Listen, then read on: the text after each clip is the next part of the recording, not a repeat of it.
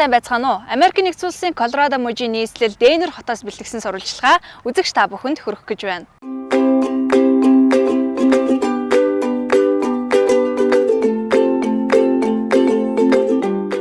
Улаанбаатар Денвер хотод эгчдүүгийн харилцаатай болоод 16 жил өнгөрч байна. Энэ хамтын ажиллагааны хүрээнд Денвер хотод Монголтой холбоотой олон үйл явдлууд болж цар хүрээн улам бүр өргөссөөр байгаамаа. Энэ 6 дугаар сард гэхэд сурагч солилцооны хөтөлбөрт хамрагдсан Денверийн сурагчид Монголыг зорьсон, энд суурьшин амьдардаг монголчуудын хувьд хүүхдийн баяраа тэмдэглэсэнгээд олон үйл явдлууд давхацсан өдрүүд Денвер хотод өнгөрч байна. Денвер хотын төв гудамжинд байрлах Монгол улсын өргөмжит консул Жин Вагенландрын гэрийн гадаа Монголын газрын зураг танилцуулгын хамт байрлуулж олон хүн ирсэн нь Монголын төлөө сэтгэл зүрхээрээ нэгдсэн Денверийн иргэд юм. Тэд зоригсан эгчдүүс хотын Денверийн зөвлөлтөд хамтран хэрэгжүүлж буй сурагч солилцооны хөтөлбөрт хамрагдсан хүүхдүүдэд баяр хүргэх гэж байна. Мөн тун удахгүй Монголоос ирэх сурагчдыг хүлээн авах бэлтгэлээ хангаж байгаа нь энэ юм. Сайн байцгаана уу? Бидний урилгыг хүлээж авч хүрэлцэн ирсэн та бүхэндээ баярлалаа. Денверийн эгчдүү хотын зөвлөлийнхөндөө баярлалаа. Заримд очтоо та бүхэндээ танилцуулъя. 10 гар талын ихэн зогсож байгаа бүсгүй бол Денверийн олон улсын эгчдүү хотуудын зөвлөлийн тэргүүн Бет Хендрикс. Якобо Денвер хотын захирагчийн тамгын газарт цагаач иргэд хүний эрхийн асуудал хариуцсан ажилтдаг юм аа. Монголд 2 удаа аялаад ирсэн сайн аялагч. Хөтөлбөрт хамрагдсан 6 сурагчтай танилцуулъя. Энэ 6 сурагчдын 5 нь удахгүй Монгол улс руу явна. Мөн Монголоос ирэх сурагчдыг гэртээ байлгаж Америкийн соёлыг таниулах үргийг хүлээж байгаамаа. 11 жилийн өмнө эхэлсэн манай сурагч солилцооны хөтөлбөр жил ирэх тусам өргөжинд хэлсээр байна. Хүрэлцэн ирсэн эцэг эхчүүддээ баярлалаа.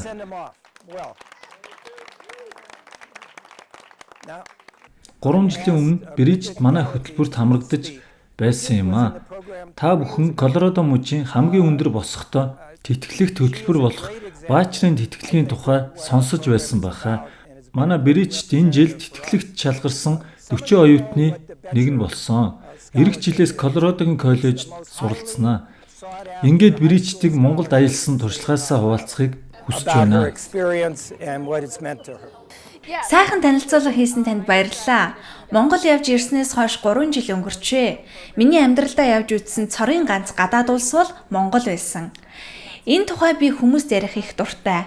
Ихэнх хүмүүс Монголын тухай сайн мэддэггүй, сонсон зарим нь Чингис хааны тухай л мэддэг. Ер нь бусад хүмүүсийн мэддэггүй зүйлийг судлаад мэрэгчлэлтэн болж олон хүнд тайлбарлана гэдэг бахархмаар сайхан зүйл байдаг. Товчхон хэлэхэд Монгол бол байгаад л баймаар сайхан газар. Би хэдийгээр 2-7 хоног аялсан ч маш их зүйл тэндээс олж мэдсэн. Огт өөр орчинд очисон атлаа танил мэдрэмж анхандаа төрж байсан нь миний хувьд их сонин.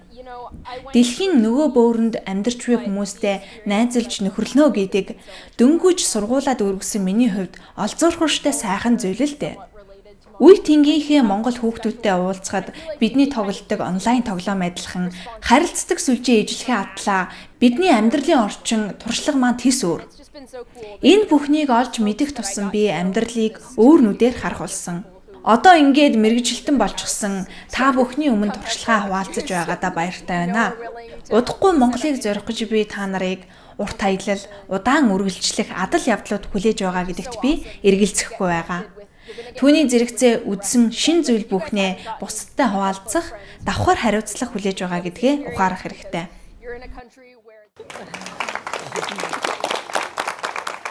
Та бүхэнд Бриджидийн тухай нэмж үг хэлмээр байна. Бриджид маань Монголын ардчилсан хувьсгалын тухай баримтат кино хийж бүтээлээрээ түүхийн өдөр нэртэй уралдаанд оролцож байгаа. Мужаасаа шалгараад Вашингтон ДС хотод удахгүй болох улсын аварга шалгаруулах тэмцээнд оролцсноо. Одоогийн байдлаар дүнгээ хүлээж байна. Баярлалаа. Монголд очиод гайхсан нэг чухал зүйл бий. Тэр нь юу вэ гэвэл хуучин коммунист нийгэм, барууны капиталист нийгмийн зарим үзэгдлүүд зэрэгцэн оршоод байгааг хараад гайхсан юм. Тэгээд Монголын сүүлийн 25 жилийн амьдралаар баримтат кино хийвэл их сонирхолтой юм байна гэж бодсон л доо. Ер нь 90-ад оноос хойш ардчилсан нийгэм рүү шилжсэн гадаад улсуудын ихэнх нь Ардчилсан нийгэм тогтсон хөршүүдтэй. Тэдний нөлөө дэмжлэгтэйгээр шинэ нийгмийг тогтоож чадсан байдаг. Гэтэл Монголын хувьд тэрс өөр. Тэд Орос, Хятад улсын дунд байрладаг байж хэний ч тусламжгүй өөрсдөө арга замаа олоод энэ нийгмийг байгуулсан түүх надад үнэхээр сонирн байсан учраас би кино хийхээр шийдсэн юм. За баярлалаа, та бүхэнд амжилт хүсье.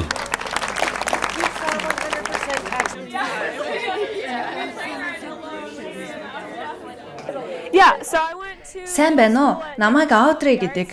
Би саяхан Денверийн соёл урлагийн дунд сургуулийг төгссөн. Туу удахгүй ахлах сургуульд орно. Би сурагч солилцооны хөтөлбөрт хамрагдаж Монгол улсыг зорих болсондоо баяртай байна. Өнгөрсөн жил манай сургуульд отгоо гэдэг монгол сурагч шилжиж ирсэн юм.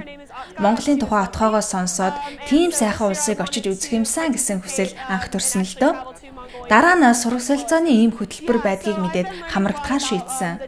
Ингээд хүсэл маань биелэж удахгүй Монголыг зорих гэж байна. Би Монголын ардчлалын тухай, хуучин зөвлөлт холбоот улсын нөлөөнөөс хэрхэн гарсан тухай их олон зүйл сонсож байсан.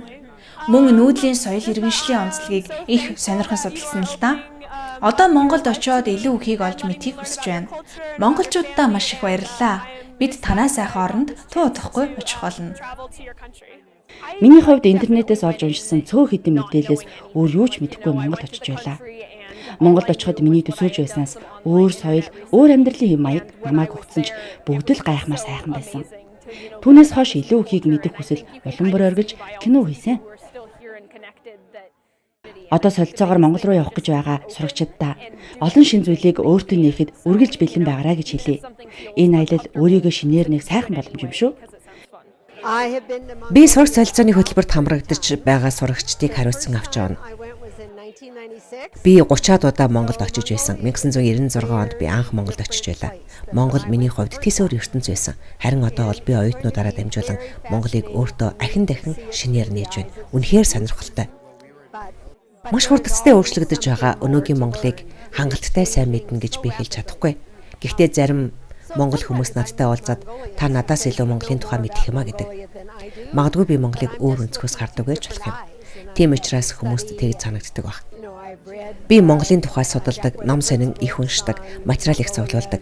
Америкийн эрдэмтэн Джек Рутherfordын Өнөөгийн ертөнцийг үндэслэгч Эзэн Чингис хаан номыг уншиж байсан. Түүний сүүлд гаргасан бас нэгэн номыг уншснаа би оюутнуудтайгаа хуваалцаж байлаа. Хүмүүс надаас асуудаг л да, Монголын юун таны сэтгэлийг инглих татдаг байна гэж. Намайг анх Монголд очиж байхад нэг хүн Монгол үнэхээр тэнгэрлэг сайхан орн гэж хэлж байсан. Би тухайн үед яг юу хэлээд байгааг нь сайн ойлгоогүй. Одоо бол би тэнгэрлэг сайхан орн гэдэг үгийн утгыг маш сайн ойлгож байна. Монголд очих бүрдээ би газар нутаг хүмүүст нь улам бүр татагцаар байдаг. Тийм учраас би Монголд очих завшаан бүрийг алддаггүй. Өнгөрсөн 10 сард гэтэл нүүдэлчдийн аялал жуулчлал ба эргүүл авах хурлын урилга хэдхэн өдрийн өмнө ирэхэд би шууд л явсан. Сайн байна уу? Намайг Бет Хендрикс гэдэг. Би Денверийн олон улсын эрчдүү хотуудын зөвлөлийн тэргүүнээр ажилладаг. Манай байгууллага 1998 онд байгуулагдсан. Бидний анхны эрчдүүсийн харилцаатай хот бол Брест хот юм. Дэлхийн 2 дугаар дайны үед том бомб хот байсан Брестэд нацистууд шумбагч онгоцны баазаа байршуулж байсан учраас холбоотнууд хотыг бомбогдсон юм. Тухайн үед Денвер хотод ажиллаж байсан Брестийн түүхийн багш оюутнуудтай энэ тухай ярьж өгчээ. Ингээд 1942 онд оюутнууд $32,000 цуглуулж Брестийн эмнэлгийн хүүхдийн тасгийг шинээр бүтээн босгосон юм. 1948 онд Брест Денвер 2 анхны эрчдүү хот болсон түүхтэй. Түүнээс хойш хэд хэдэн хоттой эрчдүүсийн харилцаа бид тогтоосон юм. 2001 онд Улаанбаатар хот манай 10 дахь эрчдүү хот болсон юм. Денвер хотод Монголоос олон оюутан ирж суралцдаг.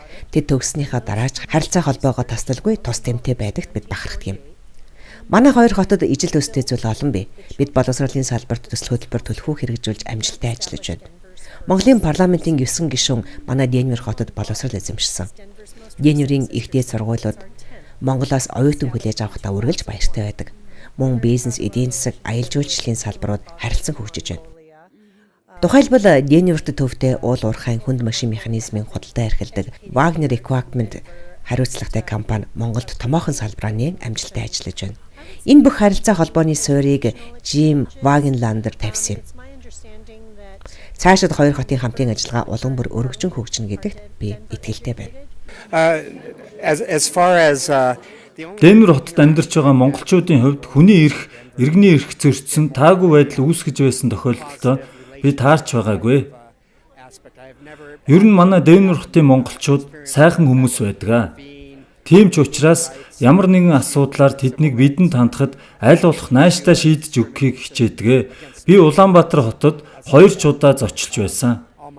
Денвер хотын даргаыг төлөөлөн анх айлчилж байхад Улаанбаатар хот 375 жилийн ойгоо өргөн дэлгэр тэмдэглэж байсан бөгөөд би Улаанбаатар хотын засаг даргын өрөөнд зочилж баяр хүргэж байлаа.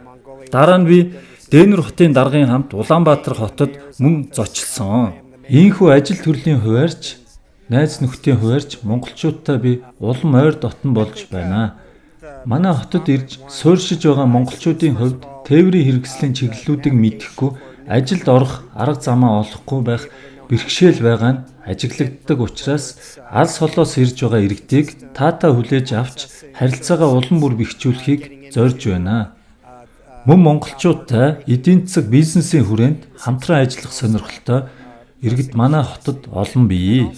Тэгэхээр энд өнөөдөр 11 дахь жилдээ одоо сурагч солилцоо гэдэг маягаар Монгол руу явуулж байгаа юм байна шүү дээ. Тэгэхээр өөрөө яг энэ бүхэнтэй яаж холбогдож энэ үйл ажиллагаанд оролцох болов?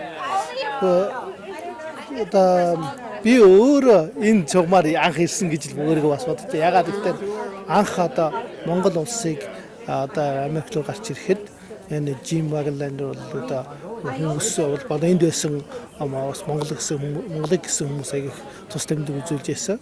Тэгээд одоо 1991 оны анх одоо монголчуудыг энд авчирсан хүмүүсүүд нэг л дээ. Одоо энд нөгөө геолог уулархан юм одоо анхны Монгол оюутнуудыг барууны сургууль явуулахад Вагланд энэ Орчинова гэж хүн байсан. Тэр хүмүүс үнээр ингээд монголчуудыг туслаад одоо энэ Колорадогийн уулархан сургуульд монгол хүүхдүүдийг анхны university-ийг барууны сургалтын тийм замыг анх тавьж өгч ирсэн. Тэр үеэс хойшлын Вагландтай одоо их олон жил хамт найзлж нөхөрлж байна. Анх одоо Монгол гэж ямар улс гэдэг сайн мэдэхгүй байсан газар шүү дээ.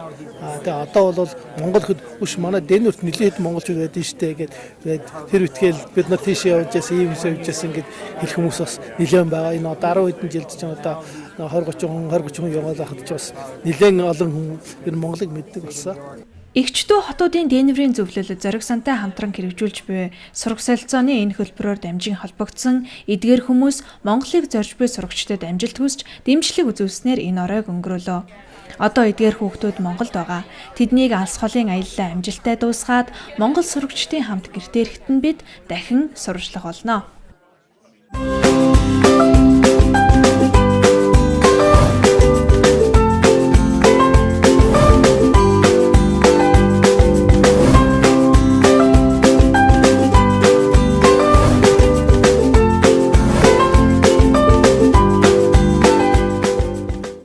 Жил бүрийн 6 дугаар сарын эхний 7 хоногийн нэм гарагт Денверийн монголчууд хүүхдийн баяраа тэмдэглэдэг.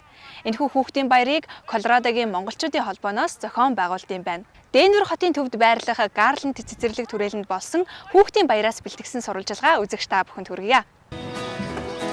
Томчууд ажил амьдралынхаа талаар хөөрөлдөж, алга хүрсээ баярлуулдаг энэ өдөр багчуудын төдийгүй томчуудын хувьд ч томоохон баярынх нэг болдго юм байна.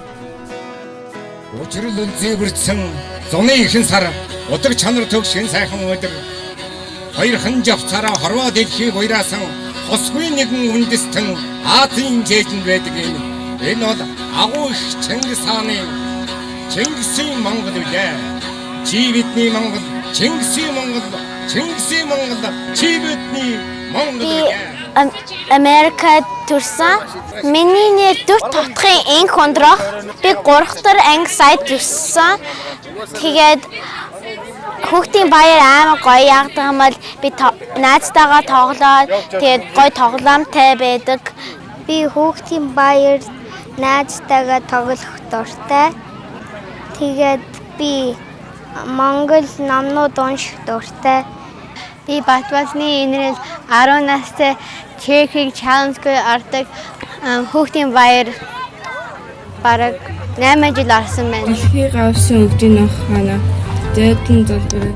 Дэнүр хотод 500 орчим монгол хүүхэд бий. Тэдний ихэнх нь Америкт төрж өссөн. Тиймээс тэдэнд монгол хэл соёл, ёс сурвалжлаа таниулан өвлүүлэхэд хүүхдийн баяр чухал ач холбогдолтой байдаг тухай эцэг эхчүүд ярьж байсан юм.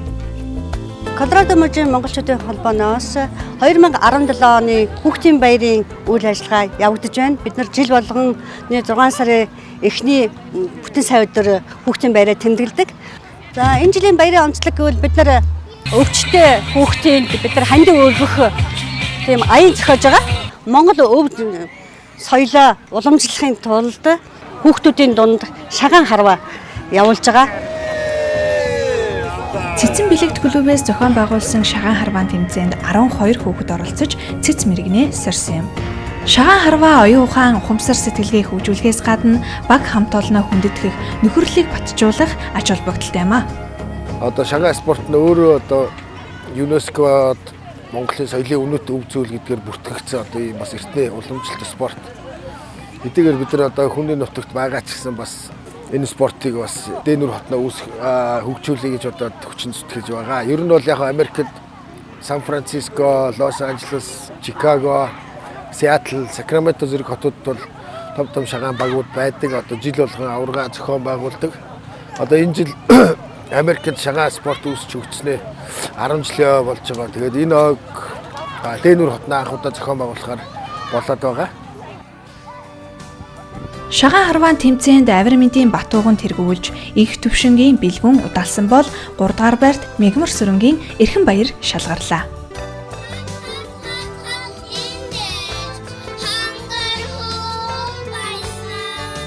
Хүүхдийн баяр болж байгаа цэцэрлэгт хүрээлэнд хэд хэдэн асар бариатай байгаагийн дунд Дэнүр хотод байдаг 2 монгол сургуулийн асар бий.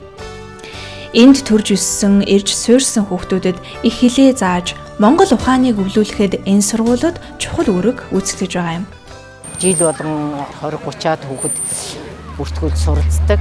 Тэгээд 6 настайгаас нь цагаан толгой заадаг. Энд монгол хэл заах, монгол хүүхдэд юм заах хоёр бол ерөөсөө эрс ялгаатай. Энд байгаа хүүхдүүд бол англи хэлтэй хүүхдүүд. Монголоор ер нь ойлгохгүй шухуу, монголоор хэлд ороогүй, англиар хэлд орсон хүүхдүүд байдаг. Тэгээ яг нь ерөнхийдөө 3 настайгаас нь эхлээд аваад зүгээр монгол цэцэрлэг шиг орчин бүрдүүлж тэндээ байлгаад 4-5 наснаас нь зурлаг зуруудаад 6 настайгаас нь эхлээд цагаан толгой үзэж байгаа. Цагаан толгой тэгээд орохдоо ерөөсөө ганцхан хагасаа өдрөд хичээд орно. Жилдээ нэг 35 удаад орно. 35 удаа ороход 35 үсгээ үзэл дуусна. Үгээ холбоод баг зэрэг уншаад өгсөн. Тасралтгүй нэг 4-5 жил болоход бол нэлээд хөөрхөн монгол хэлтэй болоод тэгээд явна. Би монгол ном сураад монгол ном уншчихъя. Надаа нэг монгол багш одоо заагаад өгөөч гэдэг хүүхэд байхгүй шүү дээ. Үнэхээр эцэг их монголоо гэсэн сэтгэлтэй, монгол гэсэн тийм огших, тийм л хүмүүс хүүхдээ авчирч өгч шүү дээ. Ер нь бол эцэг эхийн хөрөнгө оруулалт шүү дээ. Энд чи ер нь нэг ёсны. Одоо Эрдэм сургуулийн Баттөмрийн арвин сануулга гэдэг шүлэг хүүхэд багчуудаа уншиж өгнө. Ой модыг айлгдаг зүйл орчлон дэлхийд байлгүй яах вэ? Гараас унсан галнаас айн, галзуу улаан төмрөөс айн. Үндэс язгуурт шингэсэн их хэл соёлоо үеийн үедээ өвлүүлэхийн төлөөх нэгэн үзүүрт сэтгэлийн илэрхийллийн нэг нь энэхүү хүүхдийн баяр юм. Монгол сургуульд одоо 7 жил орж байгаа. Би манжин тэгээд өнгөрөөш ном уншсан. Ал гэвэл аавыг хэлэн ачтай сайхан итгэлийг хэлэн эдэн гэвэл ээжийг хэлэн ачтай сайхан сэтгэлийг хэлэн нандан гэвэл наазаа хэлэн намаа гэсэн бодлыг хэлэн. Намайг Арвин гэдэг. Би 10 настай. Тэгээд би Монголоос ирээд 1 жил хагас болж байна. Өнөөдөр хүүхдийн баяр тэгээд би найзуудтайгаа хамт баярлж байна. Би Монгол сургуулийн шинэ жилийг 2 жил би хөтөлж исэн. Би өнөөдөр айгаа баяртай байна. Энэ бол гар зургийн уралдаанд оролцсон хүүхдүүдийн зурсан зураг. Зураг бол сэтгэлийн дүрслэл. Хүүхдүүд бодолдоо юу тунгааж, сэтгэлдээ юу тээж явааг тэдний зурсан зурагнаас тодорхой харж болно. Колорадо дахь Монголын соёл урлаг өв уламжлалын төвөөс жил бүрийн хүүхдийн баяраар зохион байгуулдаг гар зургийн уралдааны энэ удаагийн сэдэв миний баярын өдөр. Бид нар бас өөрсдөө урлагийн хүмүүс учраас соёл урлагийн төвийг нэлээд олон жилийн өмнө байгуулсан. Тэгээд манай одоо Монголын соёл өв уламжлалын төвийн дэргэд хүүхдийн зургийн дугуйлан байдаг. Тэгээд одоо 7 дахь жилдээ явж байгаа. Тэгээд бид нар гол зорилго маань бага насндаа Монголоос ирсэн буюу эсвэл энд төрсэн хүүхдүүдтэй одоо Монголын соёл урлаг ёс заншлыг таниулж тэднэрт өв уламжлуулах зорилготой байдаг. Тэгээ одоо миний энэ ард байгаа энэ манай майханд бол өнөөдөр бид нар зургийн дугуйлангийнхаа тайлан үзэсгэлэн гаргацсан байна. Хажуугаар нь бид нар жил болгон уламжлал болгон ийм гар зургийн уралдаан зарладаг.